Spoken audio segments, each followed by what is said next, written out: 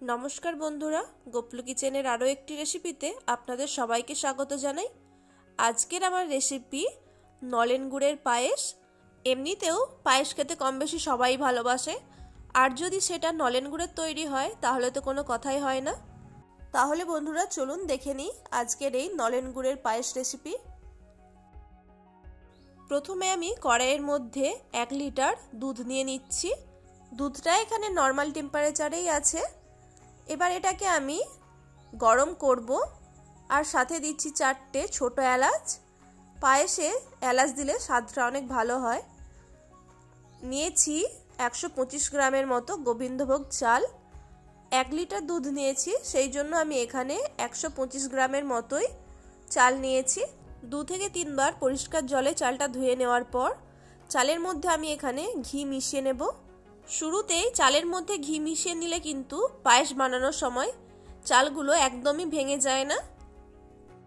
আপনারা চাইলে ঘিটা একদম গলিয়েই চালের সাথে মিশিয়ে নিতে পারেন। আর যদি মনে হয় চালটা একদম পরিষ্কার আছে তাহলে চালটা না ধুয়েই তার মধ্যে ঘি মিশিয়ে নিতে পারেন। দুধ ফুটতে শুরু করে দিয়েছে, এই পর্যায়ে কিন্তু এর মধ্যে গোবিন্দভোগ চালটা আমি দিয়ে দেব। অবশ্যই কিন্তু দুধ গরম করে নিয়ে তার মধ্যে চাল অ্যাড করতে হবে, শুরুতেই চাল দেওয়া যাবে না। আর চাল দেওয়ার পর আমি কন্টিনিউ এভাবে হাতা চালাতে থাকবো যাতে তলায় না লেগে যায়। চাল ভালো মতো সেদ্ধ না হওয়া পর্যন্ত কন্টিনিউ এভাবেই নাড়াচাড়া করতে থাকবো।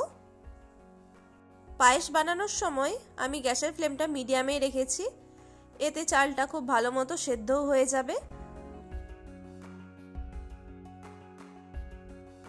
পায়েসের মধ্যে গরুর দুধের সাথে সাথে আমি এখানে পাউডার মিল্কও অ্যাড করব। তার জন্য একটা পাত্রে হালকা একটু জল গরম করে নিয়ে ওর মধ্যে 4 টেবিল চামচের মতো গুঁড়ো দুধ অ্যাড করেছি। ওজনের দিক থেকে দেখতে গেলে এখানে 100 থেকে 125 গ্রামের মতোই পাউডার দুধটা হবে। চাল এখানে প্রায় সেদ্ধই হয়ে গেছে, দেখে বুঝতেই পারবেন। এই পর্যায়ে কিন্তু এর মধ্যে গুলিয়ে রাখা পাউডার মিল্কটা দিয়ে দিতে হবে। আপনারা যদি গরুর দুধের পরিমাণটা কম নিয়ে থাকেন তাহলে পাউডার দুধ একটু বেশি পরিমাণে দিয়ে দেবেন। ওরই সাথেই আমি এর মধ্যে 30 গ্রামের মতো কাজু আর 30 গ্রামের মতো কিশমিশও অ্যাড করছি। কাজু কিশমিশটা আপনারা চাইলে আগে থেকে ঘিয়ে ভেজে নিতে পারেন। চাল সেদ্ধ হয়ে গেলে কিন্তু কন্টিনিউ এভাবে নাড়াচাড়া করতে হবে যতক্ষণ না পায়েসটা আরও একটু গাঢ় হয়ে আসে। প্রায় 20 থেকে 25 মিনিটের মতো জাল করে নেওয়ার পর পায়েসটা ঠিক এইরকম হয়েছে দেখুন, আর চালটাও ভালো মতো সেদ্ধ হয়ে গেছে। এই পর্যায়ে আমি এর মধ্যে দিয়ে দেব 250 গ্রাম নলেন গুড়। আমি এখানে গুড়ের পায়েসটা বানাচ্ছি, আপনারা চাইলে মিছরি বা বাতাসাও অ্যাড করতে পারেন, তবে পায়েসে কিন্তু চিনি অ্যাড করবেন না, তাতে কিন্তু পায়েস থেকে জল কেটে যায়। আপনারা যেরকম মিষ্টি খেতে পছন্দ করেন তার পরিমাণ হিসেবে গুড় বা মিছরি অ্যাড করতে পারেন।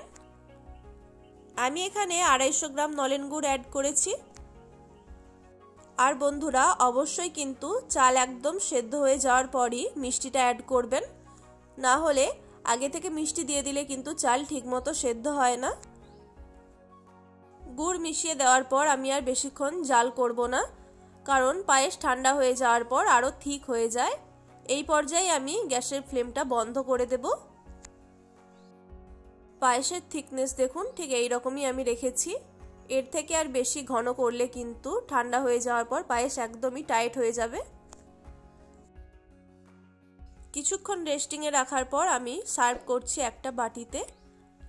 আজকের এই নলেন গুড়ের পায়েস রেসিপিটা কেমন লাগলো অবশ্যই কিন্তু কমেন্ট করে জানাবেন। আর এই শীতে একবার হলেও এভাবে নলেন গুড়ের পায়েস বানিয়ে খেয়ে দেখবেন।